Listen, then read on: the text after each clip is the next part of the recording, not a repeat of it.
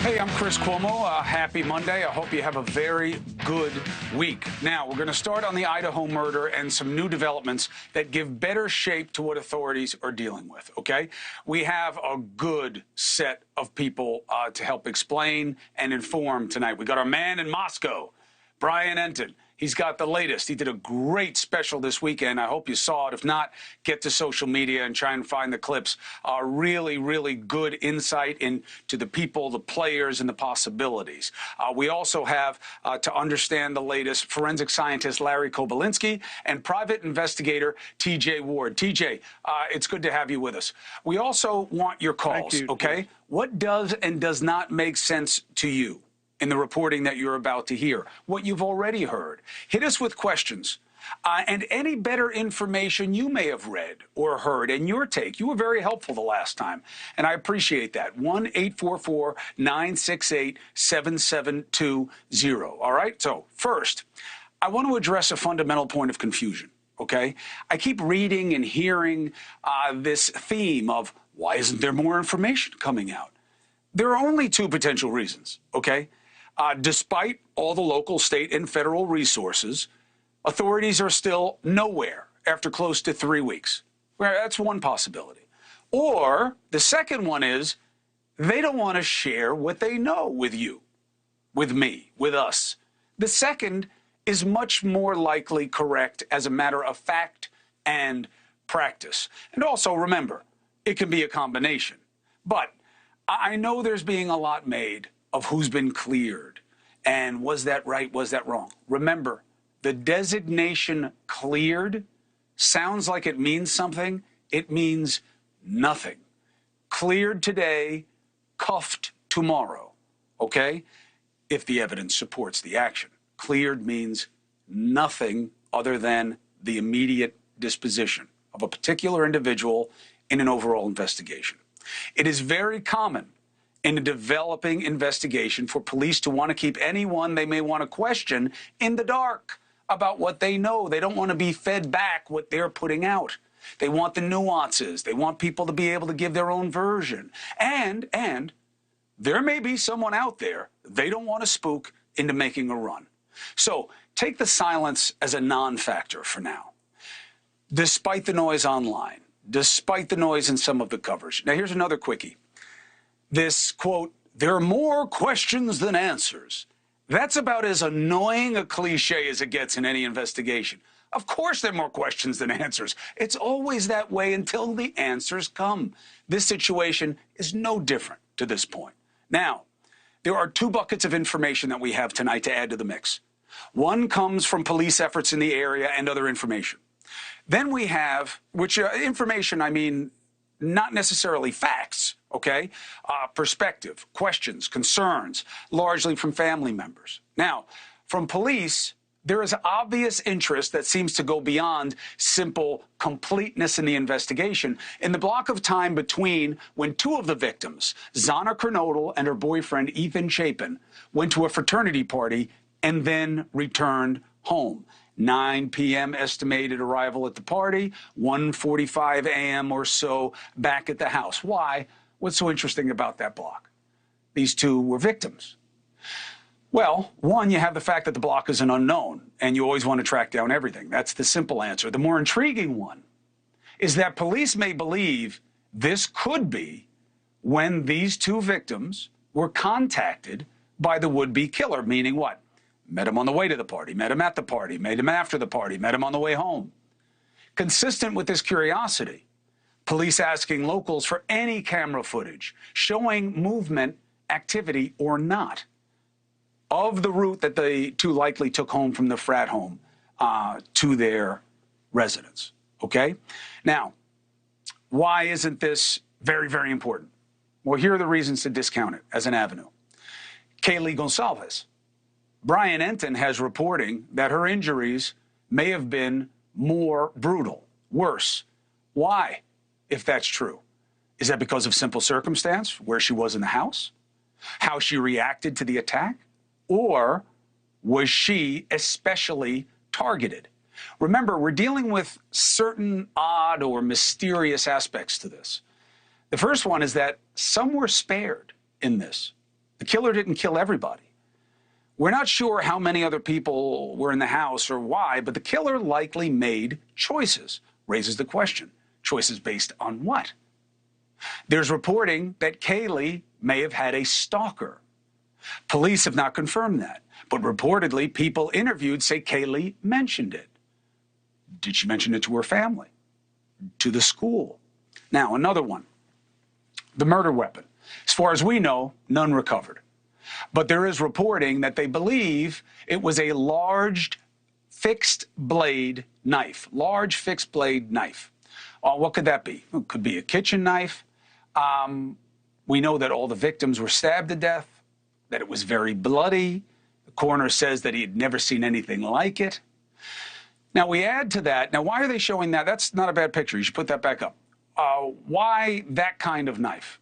We all know there are like so many fixed blades knives. The most common one in a house would be not that, but it'd be a kitchen knife. But why is that there?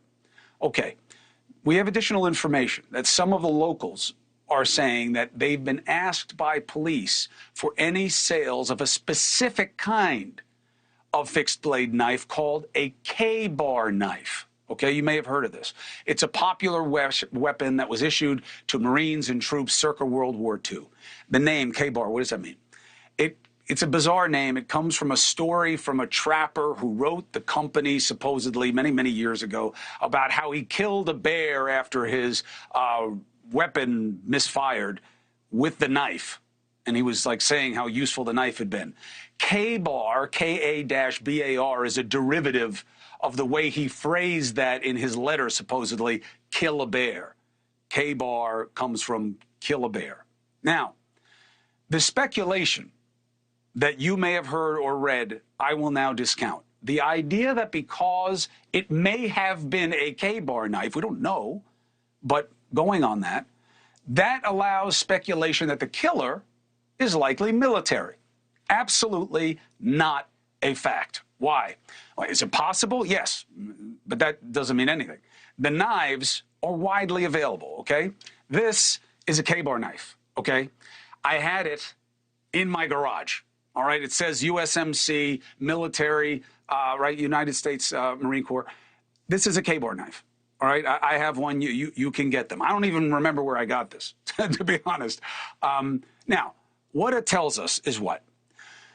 This is a very serious, heavy, and dangerous weapon, okay? It's sharp. It's very, very dull. That's why I'm holding it this way. It's not the proper way to hold a knife. It's not the point. And I don't want to keep showing the weapon, a potential weapon. But my point is this. If that's the kind of weapon that was used, it does make sense that this was a very brutal scene and that it was very bloody. And it leads to an understanding of how one person, we don't know if it were one or more, a man or a woman, but if it were one man, could one person have pulled this off? Yes. With a weapon like this and people asleep? Absolutely. Would have been very bloody? Yes. Absolutely would be the kind of scene that the coroner is describing, that the victims could have been easily overwhelmed. And that he or she, they had never seen anything like this before. Last point of confusion that I really want to talk about tonight with the experts. The actions of the roommates or whoever else was in the house in the aftermath. How did they not hear anything? What happened when they did wake up? Did they call friends to come over before contacting police?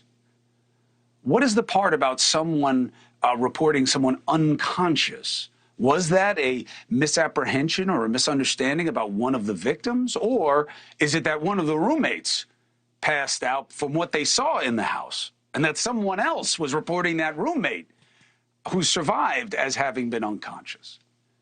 Those are the reports that we need to suss out, that multiple people were speaking with the police, in addition to the remaining roommates. So let's see what else we know and where it leads. Locals also report that police have been asking lots of questions, trying to figure things out, so it's a very active investigation, and that's good news for the families involved in the entire community. Let's bring in NewsNation's Brian Enton, who had exclusive interviews with Kaylee Gonsalves' family this weekend. Really a well-done special. Really helped me understand the context of the questions. And, of course, he is on the scene in Moscow, Idaho. renowned forensic scientist Dr. Larry Kobolinsky, and private investigator T.J. Ward. Brian, first of all, did I lay it out basically as you understand it? Yeah, you laid it out perfectly. I think you made a really good point, Chris, when you said we don't know what's happening behind the scenes. Yes, investigators are basically silent, but they may have a lot of information or they might not have a lot of information. We just don't know right now. Yes, the families are getting frustrated. You can understand what they're going through, the misery they're in. It's a nightmare, but that doesn't mean that the police aren't working hard behind the scenes. The families absolutely should be frustrated. They are in pain. They want answers. They want to get their loved ones home and give them burial for closure. You and I have seen this time and time again, and they have no need for forgiveness. They should be pushing everything, and that's right. Something else happened that you reported very well, Brian. The authorities got jammed up and had cross-communication lines about, whether this was targeted or not. They said things, they expanded them, they pulled it back. Somebody else came out, they had to say it was miscommunication. So they got burned early on. That's another reason that people get quiet in an investigation, right, Brian? Yeah, the past week was a bit of a communication, issue. Initially, they said that it was a target attack. Then the prosecutor told me when I sat down with him that they weren't really sure, that he didn't believe the victims were targeted, but the house may have been targeted. Then the next day, police walked that back and said, no, we have an internal miscommunication between the detectives and the prosecutor, and we do believe it's targeted. And I don't think any of that helped the situation with the families because it just led to more frustration. Larry Kobolinsky, the idea that it may have been a K-bar or other heavy military hunting-style fixed-blade knife, that does shed some understanding on why the coroner is floored by the scene, yes? Explain. Without a doubt. One thing that we haven't seen yet are the autopsy reports. And the autopsy reports are going to describe each and every blow from that knife. And from that information, the coroner is going to be able to say the knife is either serrated or no, it's straight edge. The coroner will be even able to say the width of the blade. Is it 2 inches? Is it 1.5 inches? Is it 3 inches?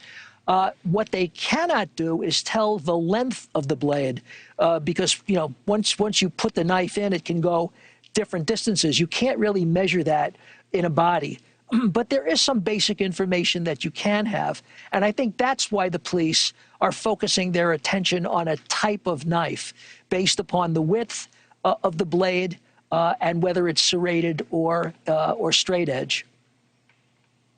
TJ, you've seen so many fact patterns like this that have confusing aspects to it early on, especially.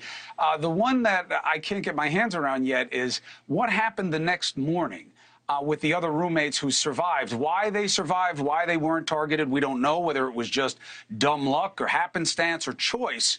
But the call, someone's unconscious, how did they get in? Did they call other people or friends to come over? How do you understand that part of this? Well, you really can't understand until we start getting some information from law enforcement. And I know the family is totally frustrated. Yesterday, there was information that came out that they wanted to hire a private investigator. And why I guess to say that I'm in the spotlight now. And I think it would be a good idea. It might ease some information that people that talk to witnesses and all that talk to law enforcement may be more willing to talk to a private investigator because they're not law enforcement and be able to gather information and be able to share that with the family and to give them some closure about what's happening with law enforcement. I got 48 years of law enforcement behind my belt, and I can tell you they're not going to share information until they have an exact person or exact information down to the fact that they're going to get out in the media and discuss this or discuss it with the family. So it's a matter of time. There's a lot of there's a lot of information that's having to be gathered. We don't have one victim, we have 4 victims. And then there are other characters that were in the house and people in the house. And again, we don't know if this was a man or a woman or whatever. We don't know. Right. It could have been a distracted housewife or somebody that was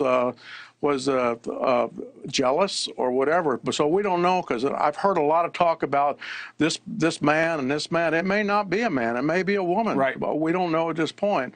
But again, I've reached out to the family and told them I'm available. I have 2 good homicide detectives that are retired here from Atlanta and that work with me, and we'd be more than happy to get in here and start pulling pieces together. And if we learn something that's new and credible, we'll turn it over to law enforcement. But I think it would help the family quite a bit that they know they have somebody that they can trust and somebody on their side that can help them and move forward on their behalf. And the one thing that you know very well, and in fact everybody on the screen right now understands, that may be new for people at home, all these families want, of course they want answers. They want their babies home. They want their loved ones home, to have them, to bury them, and to have that moment and closure. It's very, very important in these situations. And the time between when that happens and now is an eternity for them. And you have to appreciate that pain in everything that transpires.